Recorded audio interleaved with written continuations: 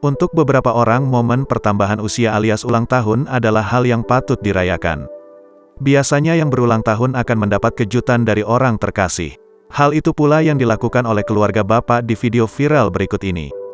Mereka berkumpul di depan kamar sang ayah demi memberi kejutan.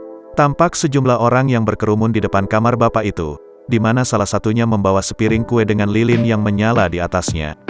Salah satunya kemudian mengetuk pintu dan memanggil sang bapak. Dipanggil seperti itu, tentu akhirnya sang bapak membuka pintu. Begitu terkejutnya seluruh keluarga saat melihat sang ayah yang akan diberi kejutan, justru berteriak histeris. Video ini viral di media sosial, salah satunya akun Instagram @ngakaksehat yang ikut mengunggah videonya. Beragam komentar warganet yang memenuhi kolom komentar akun Instagram tersebut.